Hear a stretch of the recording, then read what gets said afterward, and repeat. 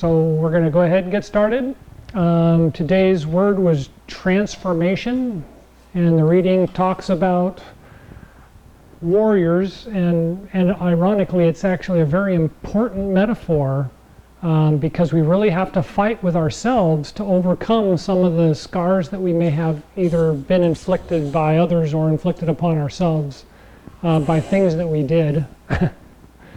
Choices that we've made that we think were bad that still shaped us. And so that's important in transformation at this time of year to come to terms with the idea that the past events in our lives are ours. They're always going to be ours. And if they make us shiver or they make us, doubt ourselves or give us nightmares or whatever, then we need to kind of delve into that and find out why those things are causing us to feel so unhappy or inadequate or unsatisfied.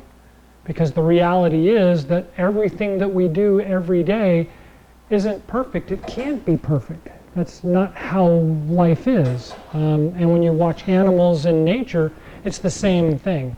The animal's going to make a mistake. The animal's not going to get the meal this time around, or is going to get caught this time around. And so it's just the reality and acceptance of that reality of life is both inconsistent, incomplete, and not perfect. So the warrior metaphor, as I said, is a really important metaphor. And it's very common in the Taoist readings because it's a very spiritual reality and then a martial reality, and how do we keep the two of those balanced. And so the reading, of course, talks about the martial artist, super swordsman, gets in a battle, gets hit in vulnerable areas, and then retreats to recover. And so let's look at that for just a moment. If something bad happens to us and we just let it go and move on, it will probably come back later. But if we take a few moments after it happens and retreat and review what happened, what did I do, why did this turn out this way, we can at least reflect on the fact of the matter and accept it. We don't have to resolve it and we don't have to find a solution in it, but if we take a few moments to look at it, if it's something that was obvious and there was a solution, we could have done something better, great. We just think about that and move on.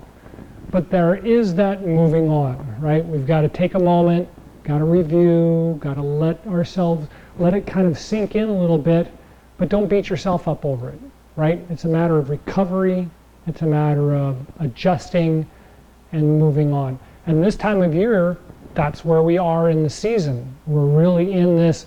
Summer was wild and crazy and we did all these wonderful things, and then we get to the end of that and we're starting to retreat, and all of a sudden we find all these little hurts that happened in the summer or that may have happened previously, and they're in the way of either smoothing out, clearing out, or preparing to accept in all the bounty of the year. And that's one of the big things about this time of year is harvest. We do all this clearing out just before harvest so that when we harvest, we can store it. We need to bring it in. And the same thing happens with our body. All these wonderful nutrients are available, and if we aren't partaking in it, then the body isn't getting all the nutrients that we're going to need to support us through the winter until spring comes and we can start this thing all over again. So it's got a couple of different points of view to look at, but they all kind of mean the same thing. That clearing out makes us reevaluate ourselves. The being open to accept is acceptance of what we've done and acceptance of what we're doing, both accepting the bad and the good. So we have to kind of be willing to understand how that works. Okay, any questions on that? Good. So it's a very limited day today. There's just one here, and Pat, you on the other side. And so I'm going to open up the floor to, is there anything you guys want to talk about, look at, or work on specifically?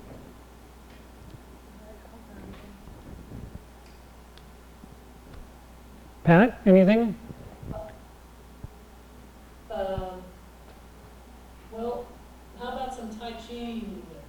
Okay.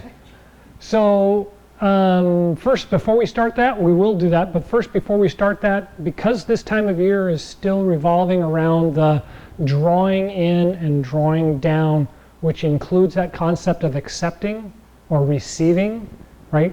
We want to receive the energy, the chi of the season, and draw it in and bring it down in the body. We need to do a couple of exercises to kind of open up the body, because we've got the cold weather and the rain weather and all that kind of stuff is kind of making us do this. And we don't want to do this. We want to do this. And so last week we talked about lifting up the chest and opening the chest. And so the exercise, I met with my instructor on Saturday. We had a regular monthly session. And so the exercise is to hold the chi ball in your hands and point your thumbs right at the spot above the xiphoid process, just above the bottom of the split in the rib cage. And then we're going to roll the shoulders back, which is going to open the hands. And we're going to bring the hands back, and at the same time we're going to lift up the chest and bring the head back slightly. And that should give us a nice inhale, and then exhale and bring it back down to center.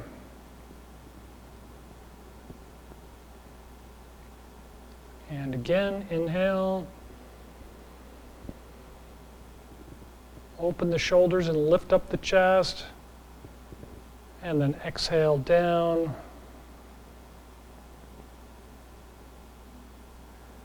I'm getting lightheaded, so just bend your knees a little and sink the feet into the ground, and that'll kind of ground that dizziness feeling or that lightheadedness.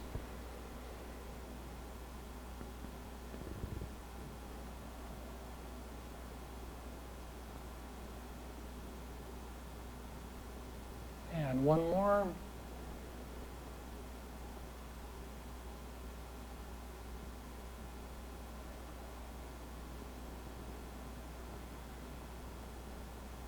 Good, and relax. So a couple of things to just remember while we're doing the exercises is that the relaxation portion of Chi Gung and the clearing portion of the Chi Gung requires us to take long, smooth breaths. So we commonly, when I first started these sessions, we commonly talked about the idea that we inhale for like 5 seconds or 6 seconds, and then exhale for like 8 or 9 seconds. We want to make the exhale a little bit longer than our inhale, because the body's actually off gassing. We eat food, we drink liquids, we have all these things, all these processes are going on in the system, and part of that byproduct is gases, which we then exhale. But when we inhale oxygen, we're actually adding more gases too. So the exhale actually needs to be a little bit longer than the inhale. And if we don't, then we end up getting foggy head, tired easy, taste in the mouth. There's a lot of those kinds of things all come from not exhaling all the way before we start a nice inhale again. And making them long and smooth relaxes the nervous system, the heart, and the chest. And so just kind of remember that as you work along in your relaxation practices, and see if you can't get a nice long smooth inhale and then an even longer smooth exhale. Okay? Good. So Tai Chi movement, just the two that we normally do, or do you want to work on something different, or?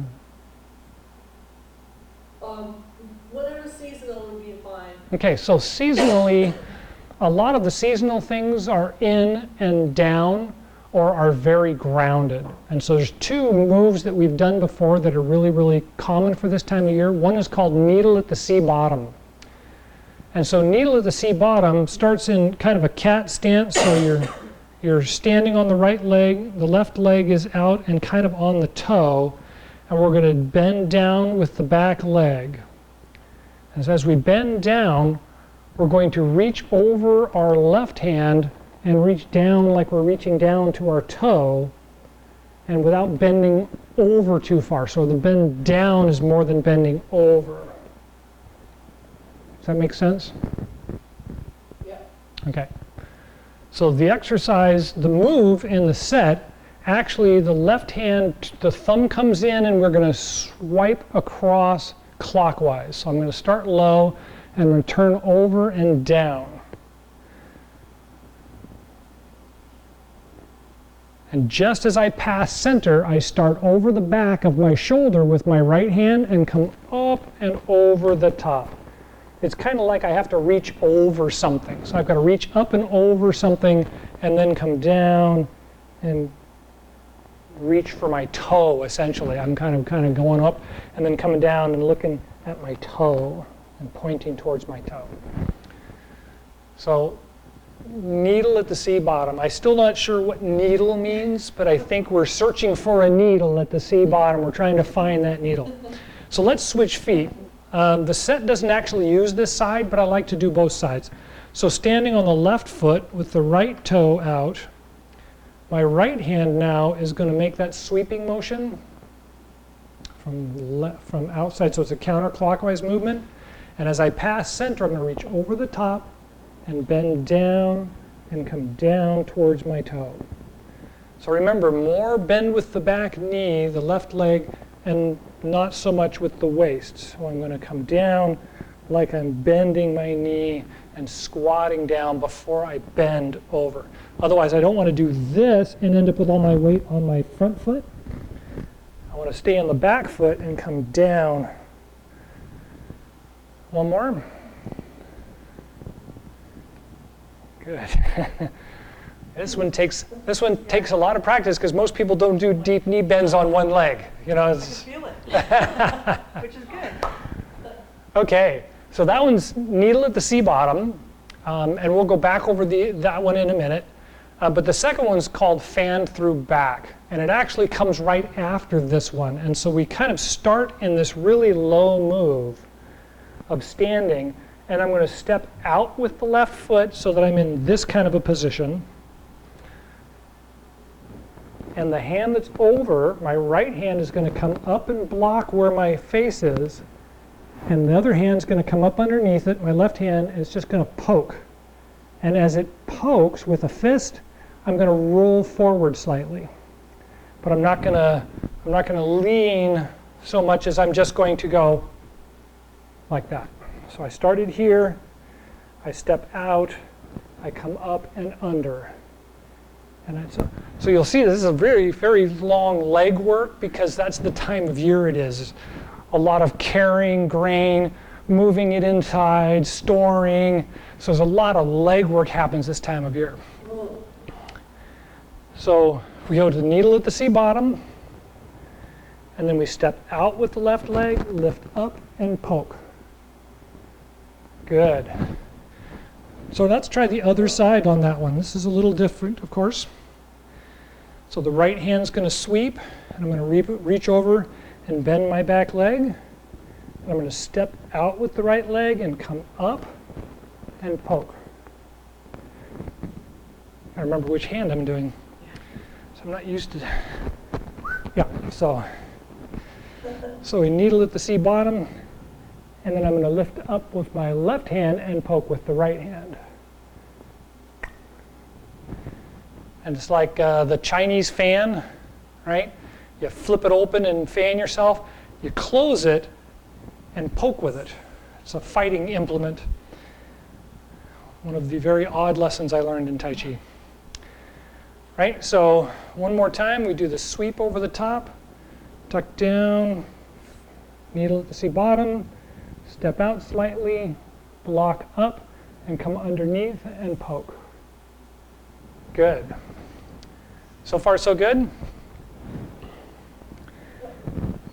So any questions about those? Good.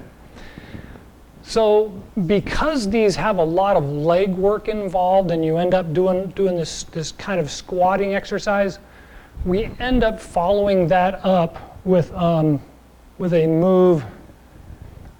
I'm just calling it pulling a sheet overhead because that's what it looks like. But it's actually turn to parry and punch. And so I'm in this really odd position of fan through the back. And I'm just going to grab on like it's a sheet, and I'm going to pull it up over my head and come all the way around to facing backwards. And then as I do, I'm going to pick up. So it's like I've pulled the sheet in, and as I come up to pull the sheet up, I bring up my foot and step out. I'm going to step out with my foot sideways, like that. So I'm in fan through back. I'm going to pull it up over my head and come all the way around, and then pick it up and come around. Step in and parry and punch. So this exercise loosens up the body after doing this and this, right? Because it kind of gets the body kind of wound up in this move, but now I can go up, around, and up and down. And that turns the energy, right? It gets the body movement to move again. So far, so good? How's this feel? Interesting stuff. Yeah, Tai Chi is a fun set. It's just not what we're normally doing. Okay? All right. So let's start on the right leg. Left foot is forward. Left hand sweeps across. Right hand comes up over the top, and we bend down. Step out slightly. Lift up with the right hand and poke with the left. Grab with both hands and reach it up over the top. Come round to the back leg. And as you come in, pick it up and turn. Step in, inward block to a punch. And that's parrying a punch and punching underneath it. So far, so good. Let's try on the other side. So left leg out, or left leg in, right leg out. Right hand goes over and reach down. Step out, lift up and strike. Grab with both hands, pick it all the way up and come over to the other side. Bring it up, bring with the foot up with it. Left foot, there you go. Step down, come in, parry with the right hand and punch underneath it with the left. Good. Good, everybody should be pretty warmed up now, because that's one of the fun things about Tai Chi, as I segue off of the practice. One of the fun things about Tai Chi is there's not a lot of really aggressive movement in it. It's not like boxing, kickboxing, a lot of the martial arts sets.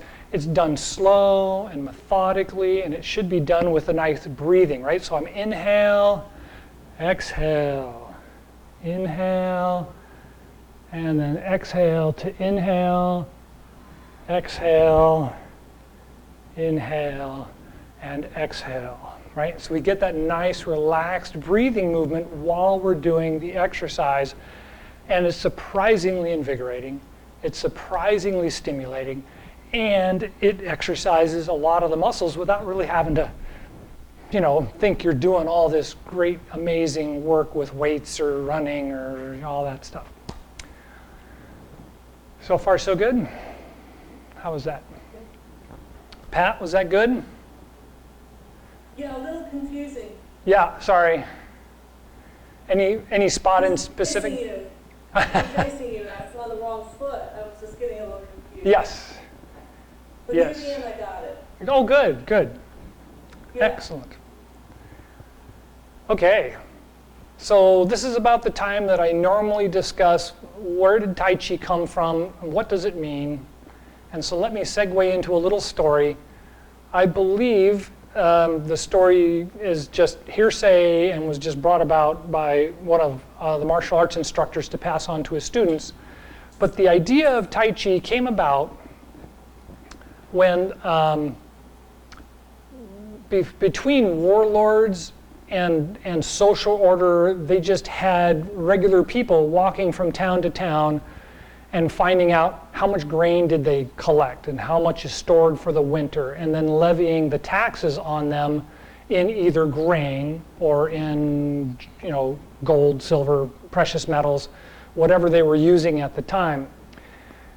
And at the same time, this person would go around and act as kind of the judge and jury. So at this time of year, the Asian philosophy has kind of saved up all of the bad people, and they judge them all. They waited to this time of year because the feng shui is perfect. And so this person goes and acts as a magistrate and says, okay, what do you claim? And what's your response? And then he makes a judgment. But instead of saying who's right and who's wrong, his judgment is to how to make things work. How do you balance you guys out so that you will continue to work together, right? Because that was a lot of this Asian philosophy was finding a balance, not finding a, you're wrong, you're dead, you win, you get all his stuff. Now, that did happen, but the majority of the time they were just trying to find this balance, right? They're trying to find a way to, how do you guys get along? And so this person couldn't really think in terms of good and bad and right and wrong, and therefore offense and defense. And if this person needs to know how to defend themselves, they've got to find a way of learning how to do a martial art that isn't just, I'm the good guy, you're the bad guy, I'm the defender, you're the attacker, right? They don't want to do that. They want to find a balanced way to do it. So Tai Chi is actually a very formal martial art. If I take any of the moves and I show you it in a martial arts form, it does something very much like any of the martial arts does. However, if I do it in this very relaxed meditative state,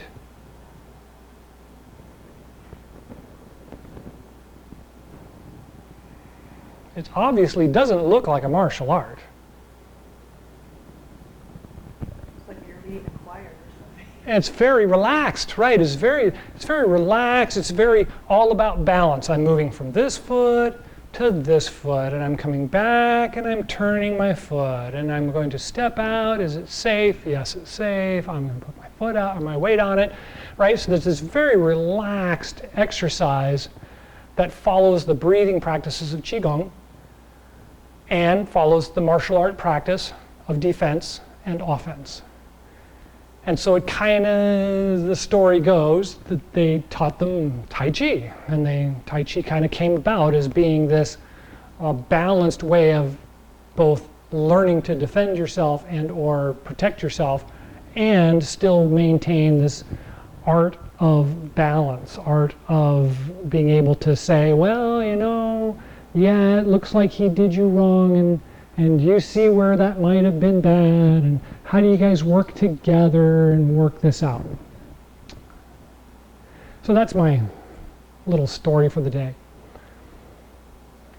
So one of the things that we're moving towards as we move towards the winter is doing a lot less movement. We're not doing these great big gross moving gong exercises. A lot of the Tai Chi actually turns to what's called old man Tai Chi. So instead of doing this great big move, I'm actually going to be more like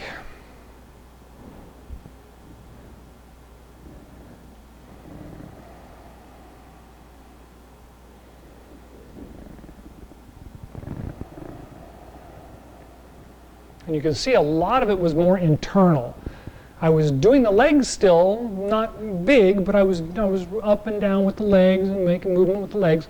But I was doing a lot of the movement with just the shoulders and the chest. I'm just lifting up and opening, exhaling, coming down, moving the arms slightly to emphasize the direction and remember the set. So as we do that, we're actually going to start doing the quiet Gung, which is a seated practice. It revolves around just simple meditation, guided intent and imagination. And so that's kind of our last couple of minutes here, is to talk about the idea of intention and guiding the energy in the body. So intention, if we think about it, when we've got an upset stomach or something and we have to kind of focus our minds and think, okay, just relax and just, you know, let the gases go or whatever's going on, and we can kind of get ourselves to relax, right? We can kind of get things to calm down. And that works very well when we're doing Qigong exercises. For instance, the microcosmic or macrocosmic orbit goes up the spine from the tailbone, goes over the top of the head between the eyes, and then sinks into the little spot, the little ridge right behind the top teeth, the front teeth. And then if we stick our tongue there, it connects that circuit and it goes down the tongue, down into the stomach, nourishes all the organs, and then drops down into the loins and reconnects with the tailbone. And so if we take a moment to just stand here and think, and when I inhale, I want to think about the energy rising up the spine. And when it gets to the top, I want to feel it kind of come forward into my eyes. And then as I start my exhale, it's like I'm swallowing. I want to exhale and feel it kind of run down the inside of the chest to the stomach. And then feel the stomach fill and the organs fill. And then the loins fill. And then we're done exhaling and we start the inhale, and we want to feel it kind of coming up the tailbone, all the way up the back, up the neck, across the top of the head, and then behind the eyes as we exhale, down the tongue, down the throat, down to the stomach, and fill the organs, fill the loins, and then back to the tailbone, and we start to inhale again. How's that feel? Can anybody get the feeling that it's actually happening? Well, you kind of visualize it. You're right, you're visualizing. You get intention is the word that we use in Chi Gung and in Chinese philosophy, acupuncture, Chinese medicine.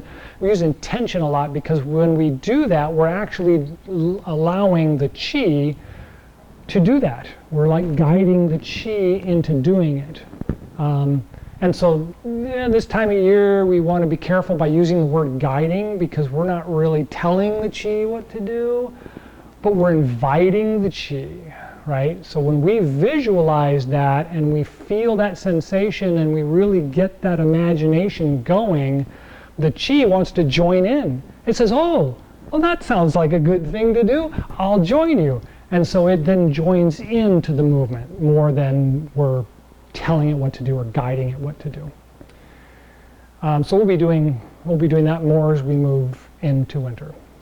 All right, any final questions?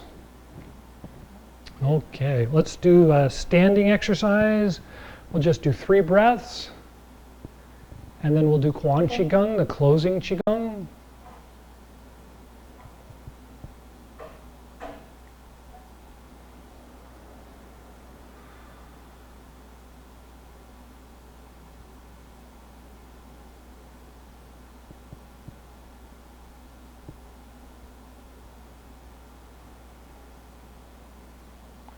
And when you're ready, turn the palms out, inhale, rise up.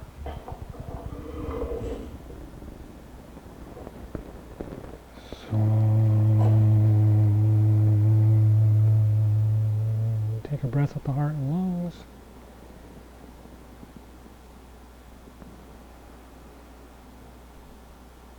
And at the Dan Tian and Ming Men.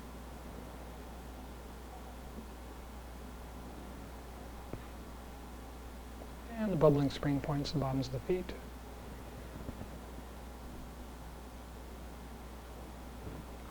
And take a couple of breaths and just feel the weight of the body sink down to the bottoms of the feet. Feel it pressing against the ground.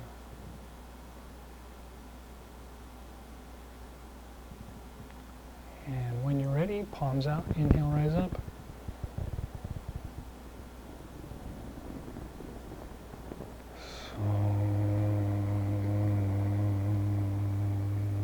Take a breath with the heart and lungs.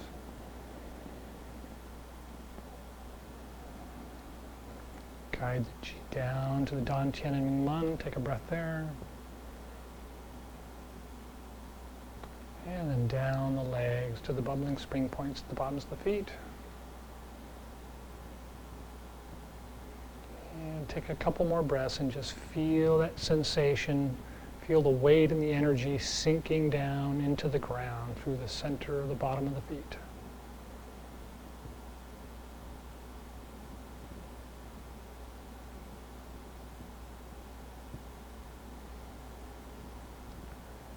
And one more. When you're ready, inhale, rise up.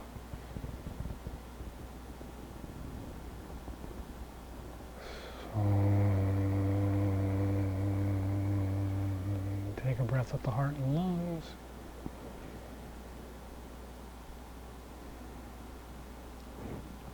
And the Dantian and Mingmen.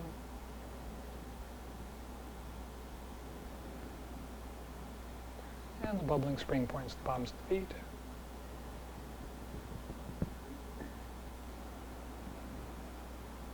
Couple more breaths. Just feel the energy flowing through the body, connecting from the top of the head, going down through the body, connecting through the feet and into the ground.